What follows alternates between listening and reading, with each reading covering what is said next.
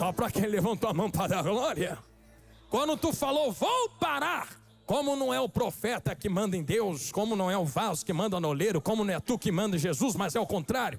Ele foi lá em tu e cita Gálatas 2. Aí tu vivo não, mas eu tô morto.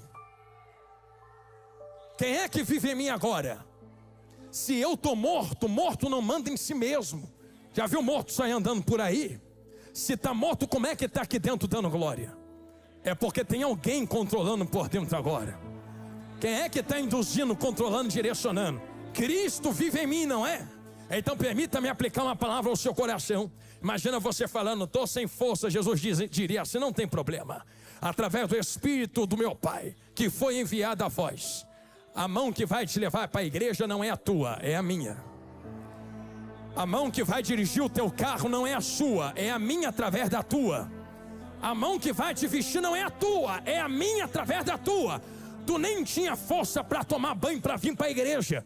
Nem para comer tu quer comer. Mas quando tu desiste da vida, é Ele quem te alimenta, é Ele quem te veste, é Ele quem te traz, é Ele quem te faz sentar aí, é Ele quem te induz a palavra a dizer, não vai parar, só vai desistir, só vai parar, perdão, quando a última trombeta tocar e tu chegar lá na glória. Jesus grandão, uma voz está esquentando. Se tu entende que nós não vamos parar, porque existe algo que queima nos nossos ossos. Isso, a mídia por bondade colocou aqui no telão a minha retaguarda. Se você não possui exemplar bíblico, pode acompanhar conosco aqui atrás. Os irmãos que encontraram, digam, eu achei. Assim está escrito na palavra de Deus. Então eu disse, não farei mais menção de Deus. Não vou falar mais do seu nome. Mas a sua palavra estava em meu coração, como um fogo ardente trancado e encerrado em meus ossos. Eu fiquei cansado de tanto me conter. Eu não posso mais. Amém. Se você puder fechar os seus olhos só por esse instante, faça isto. Deus, ouve a voz do teu servo. Sou tão pequeno, mas eu estou me colocando diante da sua noiva e a sua noiva diante de ti. Conduza-me com tudo aquilo que o Senhor colocou no meu coração a lhes entregar. Que cada palavra seja precisa e cada ensinamento seja como flecha afogueada no coração deles. Que a mentalidade e o coração sejam transformados aqui esta noite. E que eles saiam, Senhor, com o toque do teu Espírito Santo e com o guiar da tua presença. Eu me coloco nas tuas mãos. Arranca-me da sua aljava. Usa-me da maneira que tu queres. Eu sou pequeno, sou falho, mas a glória é sua. A olaria é sua, os vasos são seus. E se o culto é teu, tu faz o que tu quiser com aquilo que é teu. Derrama teu poder, a sua glória, esparrama brasas. Senhor, eu lhe peço um terremoto de poder e unção aqui dentro. Renova vidas entre nós.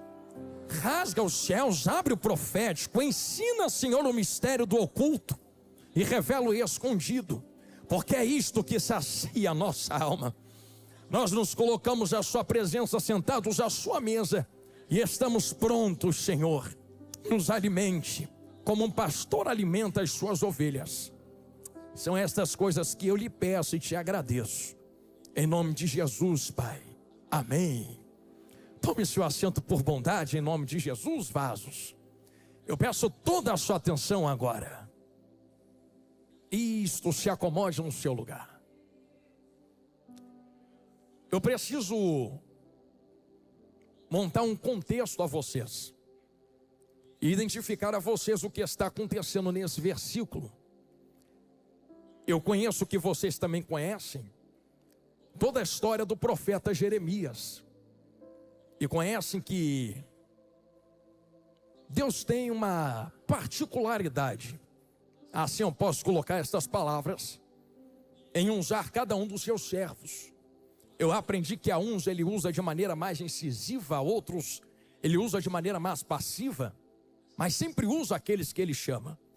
E se você fazer uma comparativa entre profetas, você vai ver que a maneira de Jeremias pregar não era como Ezequiel pregava, que não era como Isaías pregava, que não era como Neemias pregava. E por isso que você compreende que a maioria das coisas que Jeremias estava vivenciando na sua vida eram resquícios de obediência ao seu ministério. Aquilo que Deus havia colocado no coração do profeta a ser entregue ao povo trouxe consequências sobre o profeta. Eu sei que vocês lembram que uma das maiores consequências que Jeremias possui na sua vida foi a de ser perseguido pelas palavras que ele produzia. E até o ponto que não se limitaram somente ao que ele falava com a sua boca. Se você ler o livro do profeta Jeremias, você vai perceber nas entrelinhas que chega um dado momento que ele nem precisa abrir mais a boca, é só passar. E passando alguém identifica, tem palavra, vive o que prega. Vamos conduzi-lo a madeiro, joga no poço, persegue-o. E com carinho se eu posso aplicar uma primeira palavra aos vossos corações. A obediência nos leva a estas coisas.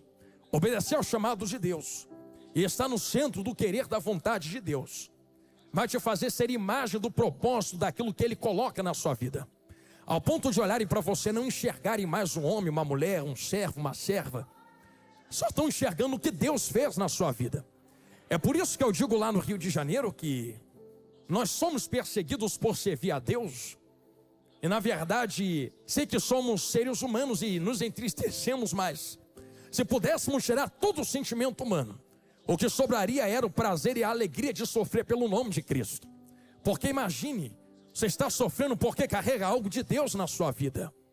Tem sofrimento melhor do que sofrer por aquilo que Deus coloca em ti. É por isso que se o diabo se levanta contra ti, eu não ficaria triste, eu daria glória para Deus. Eu dizia outro dia no Rio que eu nunca vi diabo se levantar contra quem não faz nada. Nunca vi Satanás se levantar contra quem está apagado. Nunca vi diabo tentar parar e matar contra quem está fazendo a vontade de Satanás. Se ele tenta te travar, tenta te parar, tenta te destruir, é porque você está fazendo algo que incomoda o inferno, ao ponto de olharem para você e não te enxergarem mais. É por isso que eu abro um leque a vocês dizendo que não perseguem vocês, perseguem a luz que brilha dentro de vocês. E é isso que estava acontecendo com Jeremias, ao ponto de um propósito, meu amigo Josué, está tão inserido dentro dele, que não enxergam mais o profeta Jeremias. Enxergam que Jeremias foi construído, se tornou por causa do que Deus colocou na vida dele. E isto vem trazendo uma série de perseguições à vida do profeta. Eu estou montando esse contexto introdutório para você entender o porquê que um profeta chamado desde o ventre da sua mãe, que recebe um apontão de dedo no meio do nariz dizendo: capaz, você nem era feto, você nem era bebê, você nem estava na barriga, eu já te conhecia, já sabia quem tu eras. Eu vou contextualizar isso aqui e vou falar de novo. Será que você já se imaginou recebendo esta palavra? Deus apontar o dedo na sua cara e dizer: por que tu está com medo? Eu te conheço. Não é tu quem me conhece, sou eu quem conheço você. E isso daqui abre um leque para nós pensarmos, galeria. Algo que eu ministrava também outro dia aos adolescentes que eu e minha esposa fazemos parte de uma diretoria e lideramos. E eu dizia a eles: vocês têm prazer de estar na presença de Deus? Eles diziam: claro que nós temos. E eu retruquei a mensagem dizendo: mas e Deus tem prazer de estar na presença de vocês? Por isso que eu quero inverter esse pensamento dentro do contexto de Jeremias. Porque quem está dizendo que conhece não é Jeremias que conhece Deus. É Deus quem faz questão de descer e dizer: eu quem te conheço. Tu nem existia, eu já te conhecia. Tu não tinha nome, eu já o sabia. Tu não tinha altura, eu já conhecia a altura que você iria ter. É por isso que existe um pensamento teológico dentro disso. Eu estou falando com muita calma, não estou com pressa de passar nisso. Que tu é tão de Deus que não é da terra. Eu vou fazer uma pergunta, só levanta a mão quem tiver uma resposta para essa pergunta. Tu tem saudade do céu, sim ou não? Se tu tiver, levanta as mãos. Tem saudade? Então quero fazer uma pergunta para entrar no Jeremias capítulo 20, verso 19. Só pode ter saudade de um lugar quem já esteve no lugar. Como é que tu tem saudade do céu se tu nunca esteve lá? é porque tu já teve nos céus. Tive não, pastor, teve. Porque o que Deus fez com Jeremias também fez com vocês. Antes que eu te formasse no ventre, te conheci. Então tu não é um projeto do teu pai. Tu não é um projeto da sua mãe. Não foi teu pai que olhou para sua mãe, vamos casar, ter um filho e uma filha. Antes do teu pai conhecer a sua mãe, Deus já estava no céu. Vai ter essa altura, vai ter esse nome, vai ser desse jeito, vai ter essa voz. Deus só achou uma barriga na terra para jogar você para cá. Por isso que tu tem saudades do céu, porque tu veio do coração de Deus. Agora tu entende por que é que tu quer ir para lá. Se nós compreendemos que viemos e somos projetos divinos, como é que alguém que recebe um tamanho nível de revelação? Agora eu vou confrontar vocês com muita calma. Chega no capítulo 20, verso 9. Pega o dedo e aponta de volta para esse Deus que disse que ele é um projeto na terra e diz: eu não falarei mais o seu nome, eu não pronunciarei mais a sua palavra. Vamos botar nas entrelinhas do português aportuguesado.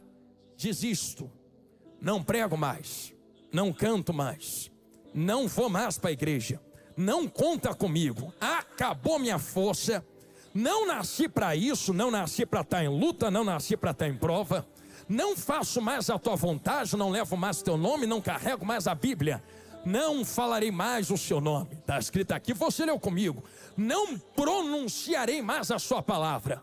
A pergunta que eu lhe faço é: que coragem é esta de um pequeno ser humano olhar para um tamanho de um Deus desse e dizer que não fará mais aquilo para qual foi criado a ser fazer? Eu falo a vocês de maneira escancarada que aqui vai ligar tudo.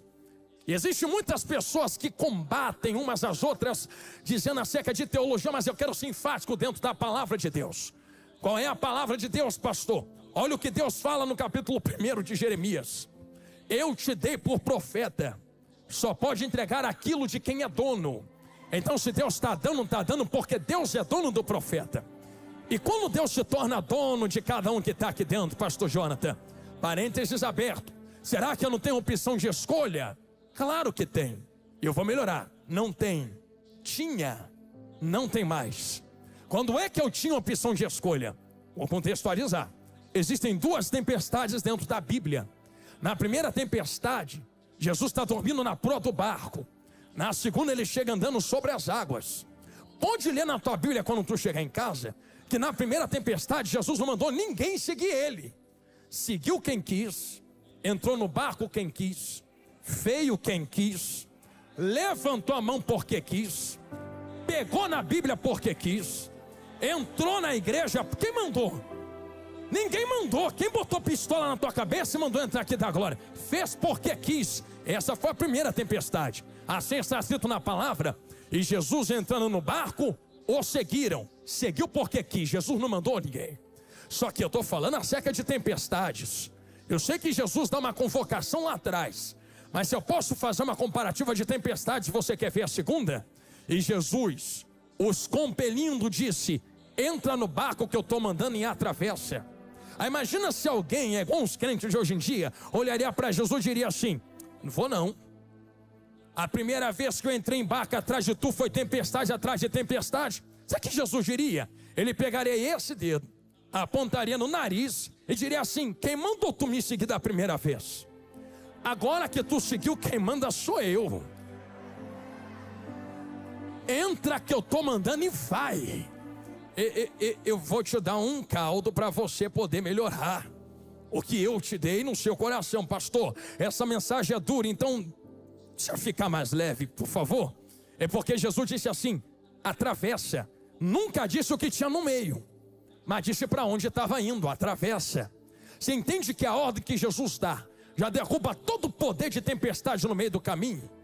Porque se eles tivessem entendido o que Jesus liberou no começo, na hora que o vento soprasse, eles iam dizer: estou debaixo de uma palavra. E a palavra não é para morrer no meio do caminho, a palavra é para atravessar. Senti Jesus falar com gente aqui. Se Jesus chama, ele garante. Trazendo esse pensamento em essência para dentro de Jeremias.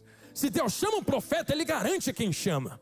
Se garante quem chama. Que coragem é essa de olhar na cara de Deus e falar: não vou mais, não quero mais, não posso mais. Só que em detrimento daquilo que o profeta fala, Deus, igreja santa e sagrada que vai morar na glória, ele responde a ele mesmo. E se você pudesse falar com Jeremias, diria: rapaz, tu fala que não vai, mas depois vai.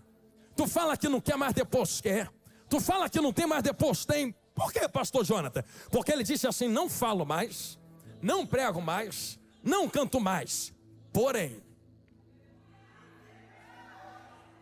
lição de Bíblia, fala olhando para cá agora. Quando eu disse vou parar, um fogo subiu por dentro dos meus ossos. Encerrado lá dentro, não me deixava desistir. E eu que dizia vou parar, ainda estou pregando. Como eu vou parar se tem um fogo aceso dentro de mim? Como eu posso desistir se tem algo de Deus aceso dentro de mim? Eu vou falar rasgado o que eu estou falando e pronunciando a voz. E repita a voz. Olha o que Jeremias diz: estou exausto de resistir. Estou exausto de sofrer. Estou cansado de lutar. Então cheguei num ponto da mensagem, estou saindo dessa introdução que o Espírito está acendendo no meu coração. Se eu pudesse dar um título a esta mensagem, e eu queria que tu repetisse depois que eu falasse, é que tu não vai derrotar Deus. Deus vai derrotar vocês. Pastor, isso aí é difícil de pronunciar, né? Eu vou falar de novo. Eu sou mais que vencedor. Aonde? Em Cristo Jesus. É porque Ele já te derrotou antes. Ou vence tu ou vence Deus. Ou vence Jesus ou vence tu. Não dá para vencer os dois ao mesmo tempo. É por isso que Jeremias está dizendo: eu estou cansado de lutar. Ele não está lutando contra o diabo. Ele não está lutando contra ele mesmo. É ele quem está lutando contra alguém. Contra quem? Contra Deus. Só que eu posso profetizar sobre ti. Eu sei que somos acostumados a receber palavra de vitória, mas a palavra que hoje receberemos será: Deus vai nos derrotar e Jesus será vencedor em nossas vidas. Será que tu pode recitar esta frase comigo? Diga: Deus vai me derrotar aqui dentro hoje. Pastor, é difícil falar isso daí, mas é profético. E eu explico por que Deus vai nos derrotar. E só podemos vencer se nós perdermos para Deus. Eu abro um parênteses para explicar o que eu estou falando. Se Deus te livra. Se tu cair na mão do diabo, Deus te livra. Se tu cair na tua própria mão, Deus vai lá e fala: volta, te livra. Cai na mão de Deus. Estou cansado de resistir. Tu é mais forte do que eu. Estou exausto de lutar contra o propósito que tu acendeu dentro de mim. Por isso a pergunta que eu faço é: vai continuar lutando contra Deus? Ou vai fazer o que Ele mandou você fazer na terra? Até quando tu vai ficar se quebrando? E eu vim por esse caminho para testificar isso mesmo. Eu apresento 2 textos a vocês e entro de cabeça dentro desta palavra. Qual é o primeiro, pastor? O texto que existe em Jeremias. Eu sei que tu lembra do vaso na olaria, sim ou não? Eu pregava algo semana passada na África, o que eu vou falar aqui agora. Você lembra que está escrito assim na palavra de Deus? E o vaso se quebrou na mão do oleiro, sim ou não? Peraí, eu sempre ouvi alguns vasos dizerem, pregadores, que Deus quebrou o vaso. Mas tu leu que está escrito que é o vaso quem se quebrou? Como é que vaso se quebra na mão do oleiro? Reparou que não é o oleiro quem está quebrando o vaso? É o vaso quem se quebra na mão do oleiro. Aí você vai estudar como o oleiro forma o vaso e vai ver que o vaso só se quebra quando resiste a mão do oleiro. E quando o oleiro tenta manuseá-lo e dá forma àquele vaso, mas o vaso resiste à sua mão, o oleiro não vai travar a mão porque o vaso está resistindo. Ele vai empurrar do mesmo jeito. Ele vai aplicar força do mesmo jeito. Quero ver quem é mais forte. Se o vaso é mais forte que o oleiro é mais forte que o vaso. E nesta briga de ver quem é mais forte, uma hora o vaso se quebra na mão do oleiro. Só que eu terminava dizendo: graças a Deus que está na mão do oleiro e não do diabo. Porque se tivesse na mão do capeta, estava no cemitério uma hora dessas. Quantas vezes você resiste à voz de Deus, se quebra na mão dele, Deus olha para o vaso se quebrando e diz: ei, vaso, a olaria não deixou de ser olaria porque tu está se quebrando nas minhas mãos. Tá cheio de outro vaso para eu botar no seu lugar. Mas como eu te amo, vem para minha mão de novo que eu vou dar forma novamente. É esse. Ai, que eu estou sentindo ele aqui. Calaio, refaia, cia. Pastor, por que tu disse isto de vasos? Eu estou dizendo isso porque o que acontece com Jeremias um dia também aconteceu com Ezequiel. Eu me lembro que quando eu li Ezequiel 37 a primeira vez, o que saltou aos meus olhos foi: veio sobre mim a mão do Senhor, me levou ao meio de um vale que estava cheio de ossos, me deixou e me fez andar. A primeira coisa que me saltou aos olhos foi: e me fez andar, e me fez andar, e me fez andar. Irmão, como é que faz andar quem já está andando? Se faz andar porque está o quê? Não ando mais, não caminho mais, não vou mais, não aceitei Jesus para estar em vale. Aí imagina Deus olhando para o profeta: tá de birra, né? Porque foi a minha mão que te trouxe, mas a mão que traz também é a mão que arrasta. Eu sei que eu vou falar algo aqui, alguém já entendeu na direita. Quanto tempo tu está falando que vai parar e desistir na presença de Deus? Tem gente que está dizendo aqui: eu vou parar. Tu já está 10 anos dizendo que vai parar e não parou ainda. Eu vou travar, hoje eu não vou mais. Tu falou isso hoje, de manhã está aqui de noite dando glória para Deus. Por quê? Porque quando tu fala vou desistir, a mão dele que te leva para o vale também é aquela que vai desistir não. E me fez andar, e me fez andar. Eu vou contextualizar, só para quem levantou a mão para dar glória. Quando tu falou vou parar, como não é o profeta que manda em Deus, como não é o vaso que manda no oleiro, como não é tu que manda em Jesus, mas é o contrário. Ele foi lá em tu e cita Gálatas 2. Aí tu vivo não, mas eu tô morto. Quem é que vive em mim agora? Se eu tô morto, morto não manda em si mesmo. Já viu morto sair andando por aí? Se tá morto, como é que tá aqui dentro dando glória? É porque tem alguém controlando por dentro agora. Quem é que está induzindo, controlando, direcionando? Cristo vive em mim, não é? Então permita-me aplicar uma palavra ao seu coração. Imagina você falando: estou sem força. Jesus diria assim: não tem problema. Através do Espírito do meu Pai, que foi enviado a vós, a mão que vai te levar para a igreja não é a tua, é a minha.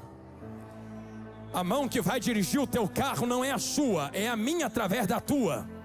A mão que vai te vestir não é a tua, é a minha através da tua. Tu nem tinha força para tomar banho para vir para a igreja, nem para comer tu quer comer, mas quando tu desiste da vida, é Ele quem te alimenta, é Ele quem te veste, é Ele quem te traz, é Ele quem te faz sentar aí, é Ele quem te induz a palavra a dizer: não vai parar, só vai desistir, só vai parar, perdão, quando a última trombeta tocar e tu chegar lá na glória. Jesus grandão, a voz está esquentando. Se tu entende que nós não vamos parar, porque existe algo que queima nos nossos ossos. Agora eu posso contextualizar. Permita-me abaixar aqui para olhar para a Bíblia que está diante de mim. E se você quiser acompanhar na sua Bíblia, não estou com pressa de passar por isso. Nós podemos começar a entender algumas coisas que estão diante desse texto. O pastor entendeu o quê? Começamos a compreender que quando ele começa a citar: não me lembrarei dele, não falarei mais no seu nome, mas a sua palavra foi como fogo ardente. Essa palavra ardente, permita-me usar agora, eu sou pregador, também sou pastor e sou estudante de teologia. Às vezes eu não gosto muito de usar termos teológicos porque pode parecer um pouco maçante, mas é necessário usar nesse momento. Me suporte só um pouco. A palavra utilizada para ardente dentro de Jeremias, capítulo 20, verso 9, é baiar, ou baiar no hebraico. Essa palavra não quer dizer somente algo que queima. Essa palavra quer dizer algo muito poderoso que não pode ser apagado. Eu não sei quem já teve chance de acender gasolina. Criança, pega álcool da mãe escondida no armário e joga nos gravetos no quintal, toca fogo. Eu não sei se tu já reparou que o álcool queima muito rápido. Ele faz assim, ó, e depois some. Agora tu já queimou querosene. Certa vez alguém entregou um galão de querosene nas minhas mãos, que arrumou em uma empresa, e falou assim: Johnny, isso aqui é bom para queimar galho, planta, graveto. Eu falei: tá bom. Só que eu não conhecia o poder do querosene, pastor. E eu, sem conhecer, pensando que era igual álcool, taquei o galão inteiro lá dentro. Fui acender. Quando eu acendi, não é igual álcool que pega rápido. Ele demora a pegar. Só que o álcool, embora pegue rápido, também apaga rápido. Agora, quando o querosene pega fogo, irmão, até hoje, porque eu acendi no quintal da minha casa, está aqui minha vaza de prova, todas as árvores que estavam em volta secaram e morreram por causa do calor. A chama subiu quase 6 metros de altura, porque a nossa casa tem 2 andares. E no teto de cima, na laje de cima, ainda tem um beiral para fora. E o beiral ficou todo queimado no isopor, porque ainda estava sem bolso. Você entende que foi tão poderoso e tão ardente, que subiu 6 metros de altura. Ninguém conseguiu ficar perto. E aquele fogo ficou muito tempo. Só acabou quando todo o galho, toda a lenha, toda a madeira foi consumida. É desse fogo ardente que Jeremias está falando aqui. Não é um fogo que se acende com fósforo. Não é um fogo que liga no isqueiro e desliga. É um fogo que demora a pegar. Aí depois que pega, ninguém apaga, ninguém retira, entende? Aí nós começamos a entender que o poder desta chama ardente que está dentro dele está encerrado. Novamente eu vou ao original e peço a paciência dos irmãos. A palavra para encerrado ou trancado é iatzar. Essa palavra iatzar não é somente algo que está encerrado, mas é algo que está restringido, aprisionado. Eu queria que você compreendesse isso. É um fogo poderoso que ninguém contém, mas alguém conseguiu prendê-lo, conseguiu encerrá-lo. Quem fez isto? Jeremias. Que poder é esse que o profeta tem de segurar esse fogo? Que poder é esse que o profeta tem de aprisionar esse fogo que ninguém aprisiona? Só que tem uma consequência do porquê ele está aprisionando um fogo poderoso que não pode ser aprisionado. Ele está sendo consumido pelo lado de dentro. Estou cansado de lutar. Aprisionar esse fogo está me destruindo. Reter o que não pode ser retido está acabando comigo. Está me derretendo pelo lado de dentro. É por isso que você entende que quando ele fala de meus ossos, ele não está falando de qualquer coisa. Novamente eu peço que você olhe a sua Bíblia.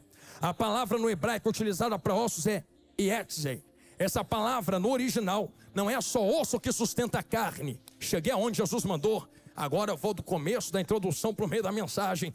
É substância no original. Olha o que está no original: osso, essência, substância. Essência e substância é o que Jeremias está falando. Então no português, claro, o que Jeremias escreve para nós é: eu pensei, não me lembrarei mais de Deus, não falarei mais o seu nome, mas a sua palavra é como um fogo poderoso que não pode ser contido. Mas eu estou tentando prendê-lo na minha substância, na minha essência, mas eu estou cansado de lutar contra esta essência, contra este fogo. Por que Jeremias está dizendo isso? Eu poderia usar como exemplo os anjos entrando para libertar quem estava aprisionado de dentro da prisão, porque não tem prisão que retenha aquilo que Deus decidiu abrir. Mas eu quero ser mais enfático. Aqui me olha de olho arregalado. A substância que Jeremias se refere, a essência que ele se refere, não é somente o osso físico, palpável. Estou gostando do olhar arregalado. Esse osso, essa substância que ele se refere, é aquilo que o sustenta, é aquilo que o coloca de pé, é aquilo que o segura. O que é que segura, pastor? Parênteses aberto, peça a sua paciência. Formou Deus o homem do pó da terra, soprou fôlego nas suas narinas, e o homem se torna alma vivente. Existem 3 coisas que formam cada um que está me olhando de olho arregalado. Corpo, formou do pó da terra. Alma, se tornou alma vivente. E espírito, soprou nas narinas. Só existe alma pensante falando para vocês, porque Deus sopra algo de dentro dele no corpo que não tinha vida. Então eu peço que você guarde isso que eu vou falar agora. Está vendo isso aqui? A Bíblia diz que é pó da terra, sim ou não? Eu vou pedir para você fazer um exercício. Olha aqui para o pastor Jonathan. Você está vendo eu feito de barra aqui em cima? Está vendo terra em mim? Então como é que a Bíblia diz que somos feitos do pó da terra? Será que Deus de fato desceu, como alguns ilustram, pegou o barro do chão, fez uma maçaroca, aquela maçaroca se tornou você? Quando nós lemos esta palavra pó da terra no hebraico é minhadama. Essa palavra minhadama é maná. Moisés, quando escreveu isto, só vai pegando Bíblia, estava fazendo uma comparação com maná. E você lembra que maná, que Deus mandava no deserto, tem data de validade, sim ou não? E depois da data não apodrece. Então o que Moisés está dizendo é: formou Deus um homem de algo que tem data de validade e apodrece. Em outras palavras, formou Deus um homem de carne, pele, osso, unha, cabelo.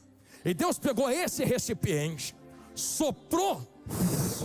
Só que quando Deus sopra, Deus não só coloca fôlego. Não é como alguém que, como maquinário, dá um chute e a máquina pega. Deus tira algo de dentro dele e infla Adão. O inflar aqui é dar movimento àquilo que não tem vida, retirando vida de dentro da vida e colocando vida dentro de algo que não tem vida, para que aquilo que não tem vida possa passar a ter vida. Estou sentindo Jesus na minha boca. Só que a vida que Deus coloca não é inerte. A vida que Deus coloca não é só isso aqui, ó. Não é só hálito, não é só fôlego. O que sai de Deus sai com uma consciência. Pastor, Espírito não tem consciência, então o Espírito Santo é o quê? O que Deus coloca dentro de ti tem uma breve consciência de inclinação. O que no Jardim do Éden só vai comendo Bíblia. Sei que eu estou ficando pesado na teologia, mas vamos, vai dar certo. O que tem no Jardim do Éden é de ser hará e é de ser ravô. O que é isso, pastor? Inclinação para o mal, inclinação para o bem. Adão não se inclina para o bem porque quer. Você já reparou que quem está desviado da presença lá fora tenta preencher o vazio que tem do lado de dentro com tudo, mas não consegue? Porque todos têm fôlego, espírito. Só que o espírito que há em nós não veio de nós, veio de Deus. Por isso todo homem inconscientemente se inclina para Deus. Pode estar na cachaça, mas ainda vai ter falta. Pode estar na bebida forte, mas ainda vai ter buraco na alma.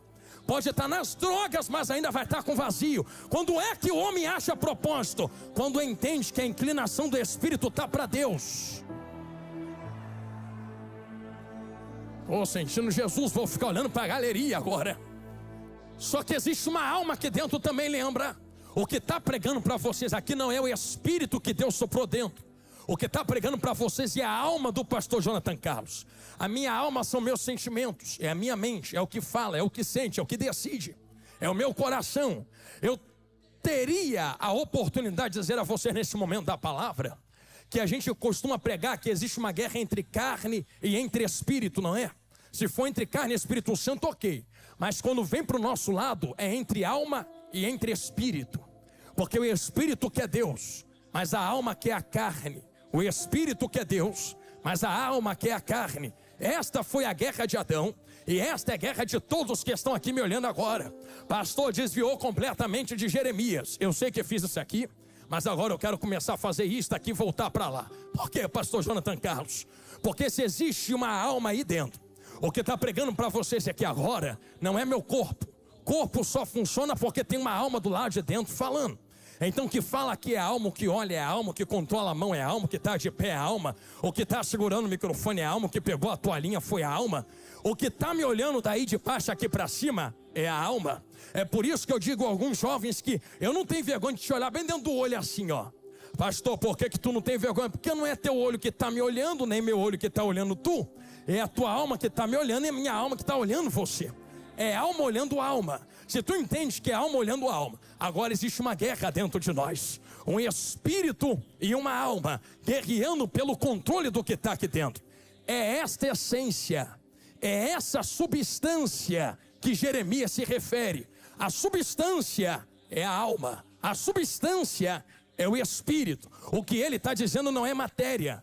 Fogo que está ardendo dentro dele não está ardendo na matéria, porque, irmãos, se acendesse o fogo igual a gente acende, queimava a carne.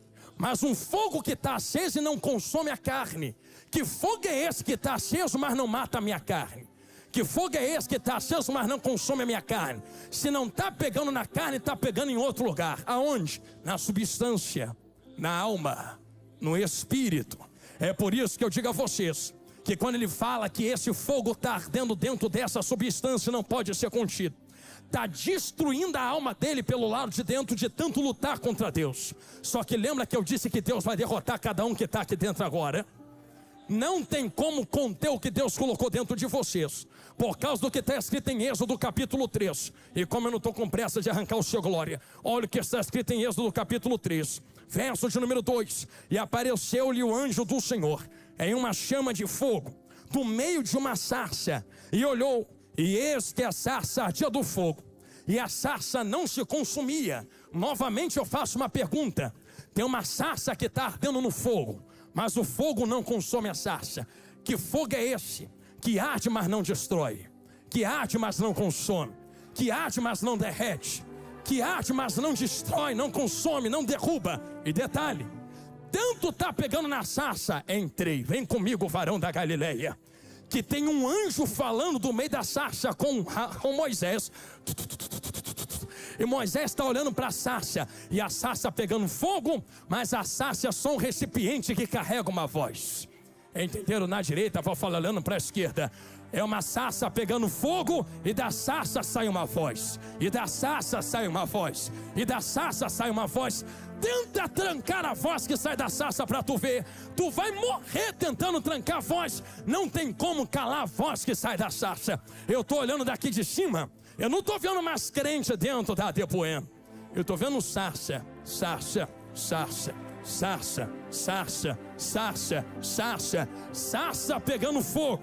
Tem uma voz falando do meio da sarça. Ai, Jesus, como eu amo a sua palavra. Que voz é essa, pastor Jonathan? Tem alguém comigo? Diga glória a Deus. Então toma a Bíblia. O anjo do Senhor apareceu-lhe e lhe falava. Mais à frente você vai ver que o Senhor, em letras maiúsculas garrafais, que ali no original é Jeová e Yahvé, fala com Moisés assim: tira a sandália do pé, porque o lugar que tu está é terra santa, sim ou não? Só que o anjo que aparece não aparece mandando, aparece convidando. Quem mandou entrar? Quem mandou entrar? Alguém entendeu? Aqui embaixo eu vou falando para a galeria. O anjo não mandou. Quem mandou entrar? Quem mandou atender o convite? Quem mandou vir de curioso? Agora que veio, a palavra muda. Tira a sandália do pé. Não quero, o problema é teu, entrou porque quis. O lugar que tu está é terra santa, obedece a regra da casa. Peraí, pastor. O Senhor falou para mim, alguns momentos atrás, que quem convidou Pedro, Tiago, João, Tomé, para entrar no barco, foi Jesus. Jesus entrou, seguiu. Entrou porque quis. Agora tu está falando que o anjo aparece e a convida a Moisés, e Moisés entra, o anjo não obriga? Que anjo é esse que tem poder de convidar, mas depois que entra a voz muda e passa a ser ordenância? O anjo do Senhor não é Miguel, não é Gabriel. Quer saber quem é o anjo do Senhor em Êxodo 3? É alguém maior que Miguel. É alguém maior que Gabriel. Miguel bate continência para esse anjo aqui. Gabriel se curva diante desse anjo aqui. Pastor, adorar anjo não pode. Mas tu lembra de Abraão? Porque eu lembro de Abraão e lembro de João. João dentro do céu em visões viu um anjo, não o anjo, viu um anjo. Aí ele dobrou o joelho e adorou aquele anjo. Aí o anjo falou assim: rapaz, não me adora não, porque eu sou teu conservo. Anjo não recebe adoração. Se anjo não recebe adoração, como é que na porta da tenda de Abraão apareceram 3 anjos? E entre eles estava o anjo que apareceu para Moisés também. Eu vou tentar ensinar o que Abraão fez aquele dia. Ele veio correndo, fez assim, ó.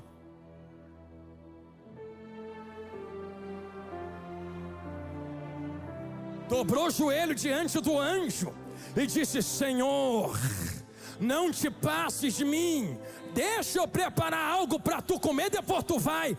Eu imagino o anjo: adora mesmo, porque tu sabe quem chegou aqui na tua frente, rapaz. Sabe quem é o anjo do Senhor? É Jesus grandão da Galileia antes da crucificação. Eu senti Jesus. Pensou que Jesus apareceu só na cruz? Todas as vezes que você lê na Bíblia, o anjo do Senhor é Jesus. Você quer ver só? Quando é Miguel, Miguel fala assim, que o Senhor te repreenda. Quando é Gabriel, Gabriel fala assim, o Senhor me enviou. Quando é o anjo fala assim, eu tirei, eu enviei, eu estou indo, eu falei, eu estou na frente. É Jesus antes da crucificação. Pensou que Jesus é fraco e só aparece na cruz? Jesus aparece a hora que quer. Eu vou te mostrar na Bíblia. Sabe qual é a primeira vez que Jesus aparece, para contextualizar e ligar em Jeremias 29? Aonde, pastor, qual é a primeira vez que Jesus aparece na Bíblia? No princípio criou Deus os céus e a terra era sem forma e vazia, e o Espírito pairava sobre a face das águas. Alguém vai entender na galeria, quer ver? E disse Deus, haja, haja, haja. Olha Jesus aí, haja, haja. Jesus era a palavra que saía da boca de Deus. Só que essa palavra é tão poderosa que João vem no capítulo 1 dizendo, a palavra que saía da boca dele não se conteve, desceu na terra, se fez carne. No princípio era o verbo, e o verbo estava com Deus, e o verbo era Deus, e o verbo se fez carne, andou entre nós, veio para a terra, pegou a cruz, foi para o Calvário, morreu, mas ressuscitou. Agora tu compreende. Quem é que está falando através da sarça? É Jesus. Vou jogar para a galeria. Tem sarça pegando fogo, um fogo que ninguém apaga. Não adianta lutar contra isso que ele colocou dentro de ti. Não é o diabo que luta, não é os demônios que lutam, irmão. O nosso maior inimigo não é o diabo, ele já foi derrotado na cruz do Calvário. O nosso maior inimigo não é quem faz fofoca, porque a nossa luta não é contra a carne nem contra a sangue. Você quer conhecer teu maior inimigo? Pega a tua mão direita assim, bate no peito. Acabou de achar. Quer derrotar teu maior inimigo hoje? Vamos chamar aquele que pode derrotar esse inimigo? Hoje a gente vai perder feio para Deus. Por que nós vamos perder feio para Deus, pastor? Tem uma voz que quer falar de dentro do fogo. Sarça sem fogo não tem voz. Voz fala onde tem fogo em sarça. É por isso que eu digo a voz, que ninguém aqui que me olha com esse olho arregalado poderia cumprir o propósito que Deus instalou em cada um de nós. Porém, como Jeremias não consegue resistir e é mais forte do que ele, tem algo que te impulsiona a estar aqui dentro hoje. O que me impulsiona, pastor? É que Deus olhou dos céus, e eu vou usar esse texto para poder dar uma base sólida, e disse assim, tem tanto galho espalhado na terra. Tem galho para lá, galho para cá, galho ali, galho lá. Tem sarça que foi arrancada com raiz e tudo, e está morrendo. Eu sei que ao cheiro das águas se renova mais. Eu quero fazer algo poderoso com esses galhos que estão secos. Pastor, onde tu quer chegar? Lembra de Atos 27 e Atos 28? Contextualizando para voltar aqui, estou olhando para o relógio, não se preocupe. Porque lá em Atos, Paulo está catando graveto, sim ou não? Cata aqui, cata lá, cata ali, cata aqui, bota tudo junto e não percebe que entre os gravetos tinha mais o que, crente? Acha uma cobra, uma víbora. Como é que não viu? Como é que não percebeu? Está juntando galho de todo lado, não percebe que no meio tem uma víbora? Não dava para perceber. Não lembra que era noite, era frio, estava chovendo? Tu nunca teve a oportunidade de ver cobra de noite? Ela paradinha parece um galho. Se bobear, até pisa nela e ela te dá um bote, pensando que era só galho seco. Imagina Paulo vendo no meio daquele, todos aqueles galhos. Pega tudo e leva. Mas sei que vai doer, mas vai curar. Sarça, sarça, sarça, sarça. Galhos arrancados do chão. Alguém juntou e falou assim, vambora que eu tenho lugar para jogar vocês. Vem ele andando, vai se aproximando. De onde, pastor? De fogo. Que é lugar de sarça, lugar de galhos, lugar de lenha, lugar de madeira, lugar de enxerto na videira, é fogo. Só que enquanto ele se aproxima do fogo, vou usar jargão pentecostal, Uma víbora se manifesta no meio dos galhos, sim ou não? Engraçado, ela estava escondida dentro. Tem gente que se assusta com esse texto. Mas tem que estar escondida dentro, porque fora já mostrou a cara. Entenderam? Aqui embaixo, vou falar olhando para cima. Ela não se esconde lá fora, se esconde dentro do ajuntamento de galhos. Só tem um jeito. Estão entendendo? Vou falar olhando para a galeria. De não permitir que víboras se escondam em áreas específicas entre galhos. Fogo, fogo, fogo, fogo, fogo, fogo, fogo, fogo, fogo, fogo. Quanto mais Paulo se aproximava, a víbora se manifesta e agarra o braço dele. Ele balança no fogo, não morre. Aqui fica uma mensagem clara, quem está olhando de olho arregalado. Tem muita coisa que está contra nós, que só vai sair quando o fogo pegar de uma maneira como nunca antes pegou. Não tente reter o fogo. Pastor, que fogo é esse que tu está falando sobre a minha vida? O fogo se apagou um dia. Se apagou como, pastor? Se apagou, eu vou ser mais categórico. Eu vou usar um texto novamente, estou olhando para o relógio, para você entender o que eu vou explicar. Lembra quando Deus desceu na terra dentro do templo e chamou Samuel?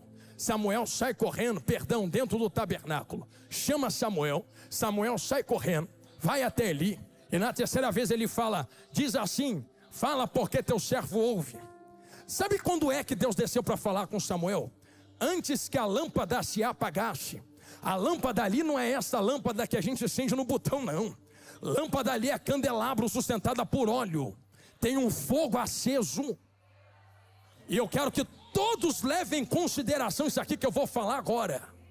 Deus não desceu no pecado de Eli, de não ver nada que estava acontecendo. Deus não desceu no pecado de Ofni, em roubar a oferta. Deus não desceu no pecado de Finéas, em adulterar na porta do templo. Mas quando o fogo estava se apagando, aí Deus fala, não, agora é demais, agora eu vou descer na terra. Deus não desce no pecado alheio, porque Deus não depende de pecado de ninguém para ser quem Ele é. Mas quando o fogo se apaga, Deus se manifesta. Pastor, por que se manifesta quando o fogo está se apagando? Porque quem acendeu esse fogo não foi Abraão, não foi Isaac, não foi Jacó, não foi Moisés.